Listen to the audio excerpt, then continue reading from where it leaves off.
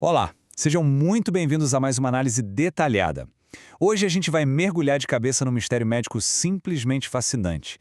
É uma daquelas histórias que conecta batalhas microscópicas e invisíveis dentro do nosso próprio corpo com um caso super curioso de um cachorrinho da raça Golden Retriever. Vamos desvendar juntos essa condição bem complexa e entender na prática o que acontece quando aquelas nossas defesas celulares decidem entrar em colapso. Pensem no seguinte cenário. E se o nosso maior defensor se tornasse o nosso pior inimigo? Imaginem só, o sistema de segurança mais avançado que existe, projetado puramente para nos proteger, de repente se confunde. Do nada, aquela força de elite que deveria combater os invasores vira as próprias armas contra a estrutura que jurou defender. Loucura, não é? Pois é exatamente esse o princípio de uma das falhas biológicas mais intrigantes que a ciência já documentou. Então, vamos começar pela seção 1, o escudo de defesa, a base do nosso sistema imunológico. Para entender essa falha, primeiro a gente precisa entender o básico da nossa defesa, que atua em duas frentes.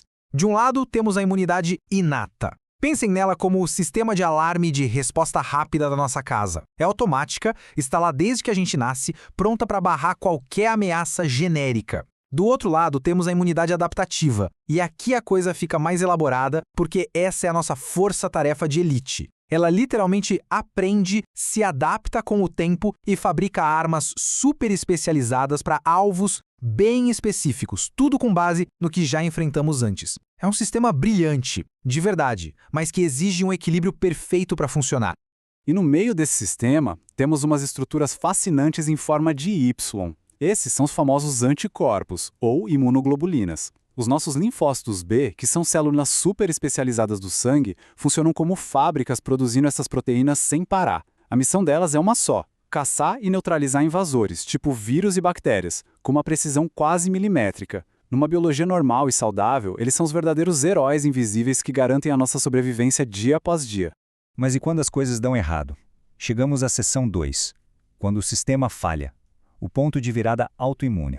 O ponto de virada aqui tem tudo a ver com as nossas células reguladoras. Porque, pensem bem, sem os linfócitos agindo como verdadeiros pacificadores, o sistema imunológico simplesmente perde a noção. Ele não consegue mais diferenciar o que é um invasor do que é o nosso próprio corpo. E é aí que entra a autoimunidade. O nosso organismo gera, por um erro gravíssimo, uma reação inflamatória contra tecidos totalmente inofensivos. É literalmente um caso de fogo amigo microscópico. E as consequências podem ser bem devastadoras. O que nos leva à seção 3. O que é miastenia gravis? A desconexão neuromuscular. Até o próprio nome dessa condição já soa denso. Miastenia gravis vem lá do grego e do latim e significa basicamente uma fraqueza muscular pesada ou severa. Mas o grande detalhe aqui, o que a gente realmente precisa aguardar, é qual é o alvo principal desse ataque. É a junção neuromuscular. Ou seja, a doença não destrói o músculo em si, e muito menos o nervo. Ela destrói a ponte, a comunicação entre os dois. Para visualizar melhor, vamos imaginar a nossa transmissão nervosa como uma corrida de revezamento. No nosso estado normal, o bastão, que no caso é um neurotransmissor chamado acetilcolina, é passado de forma super suave para vários receptores ali no músculo, o que faz a gente se mover, contrair o músculo e tudo mais. Só que na miastenia gravis, a história é outra. Aqueles anticorpos em forma de Y que a gente acabou de mencionar, eles invadem a pista de corrida. Eles começam a bloquear, degradar e destruir os receptores. É como se o bastão fosse derrubado no chão repetidas vezes. O músculo quer se mover, o cérebro envia o sinal direitinho, mas a mensagem simplesmente não consegue chegar do outro lado. E para entender como isso acontece na vida real, vamos à seção 4. O caso do Golden Retriever. Um mistério veterinário. Aqui a gente entra na história de um cachorro de 12 anos que viveu tudo isso na pele. Ele começou apresentando só uma tosse seca. E no começo a equipe veterinária achou que era só uma pneumonia comum. E olha, isso é super clássico e um pouco traiçoeiro na miastenia, porque essa fadiga muscular inicial muitas vezes se disfarça de problemas super rotineiros. Mas a situação foi piorando muito. Cerca de um mês depois, o cãozinho passou a regurgitar uma espuma branca poucos minutos depois de comer qualquer coisa. Quando ele deu entrada no hospital veterinário da Universidade Federal de Jataí, pesando cerca de 30 quilos, a respiração dele estava disparada, passando de 80 por minuto. E o esôfago estava completamente dilatado. A equipe precisava investigar aquilo correndo. No primeiro passo, uma radiografia contrastada mostrou um esôfago gigantesco, cheio de gás. No segundo passo, suspeitando que o cachorro tivesse engolido algum objeto, tipo um corpo estranho, eles partiram para uma cirurgia exploratória no esôfago, chamada esofagotomia. Só que não tinha bloqueio nenhum lá dentro. O terceiro passo foi a constatação de que havia apenas um acúmulo absurdo de saliva. A grande questão é que o esôfago do cão, que é fundamentalmente um tubo muscular, tinha perdido completamente o seu tônus, a sua força. Os sinais nervosos tentavam passar, mas a ponte estava quebrada. Isso confirmou o mega esôfago adquirido, uma consequência direta e muito assustadora da fraqueza gerada pela miastênia gravis. Com o problema na mesa, vamos à seção 5, diagnóstico e tratamento, resolvendo o quebra-cabeça. Felizmente, a ciência tem umas cartas muito boas na manga para confirmar a miastenia gravis. O padrão ouro, sem dúvida, é fazer um exame de sangue super específico, como o radioimunoensaio, para caçar e medir exatamente a quantidade daqueles anticorpos rebeldes contra os receptores. Mas tem um teste farmacológico, o famoso teste do Tensilon, que é simplesmente espetacular de se ver. A equipe administra uma medicação que inibe a destruição da acetilcolina. O resultado? O espaço entre o nervo e o músculo é temporariamente inundado pelo neurotransmissor, ganhando na força bruta contra o bloqueio dos anticorpos. De repente, o paciente que mal conseguia ficar em pé recupera a força quase instantaneamente. É uma prova rápida e inegável de onde exatamente está a falha. Com o diagnóstico pronto, a abordagem de tratamento precisa ser um ataque por todos os lados.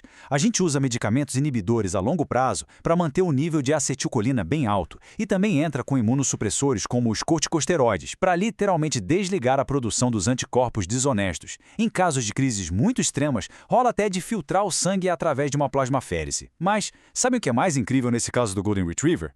Foi a união da ciência de ponta com a física básica.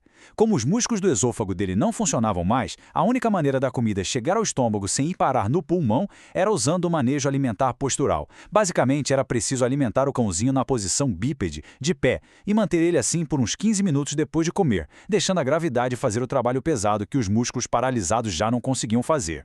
Uma solução engenhosa, com certeza. O que nos leva para a seção 6, a ciência em evolução.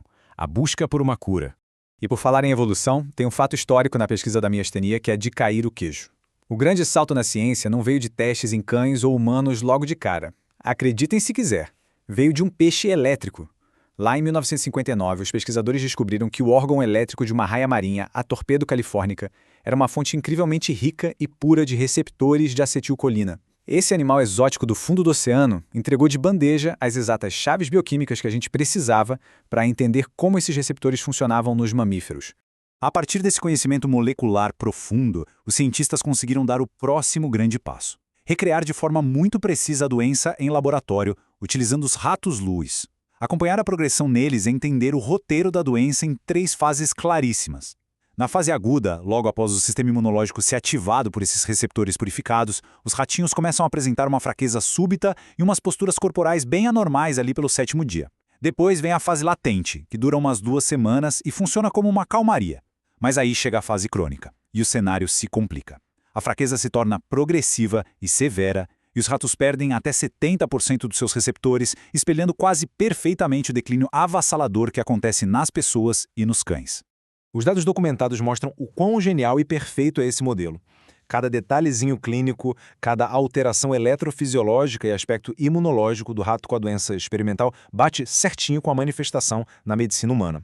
A gente observa a mesma fadiga muscular, as mesmas flutuações dos anticorpos no sangue e uma resposta idêntica aos medicamentos inibidores. É justamente essa equivalência biológica milimétrica que transforma esses ratos no campo de provas definitivo, acelerando a busca por novas imunoterapias que prometem, um dia, curar pela raiz essa falha no sistema imunológico.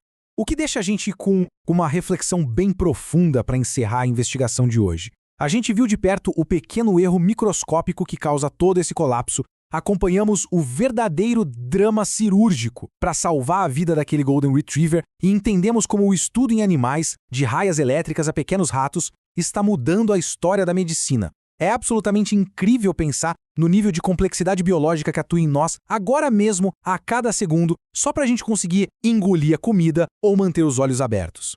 E à medida que a ciência avança e aprende a restaurar os movimentos de um cãozinho e a modular a imunidade no laboratório, quão perto a gente realmente está de dominar de vez o delicadíssimo equilíbrio dos nossos próprios escudos vitais? Fica a pergunta para pensar. Muito obrigado por nos acompanhar em mais essa análise detalhada e até a próxima jornada de conhecimento.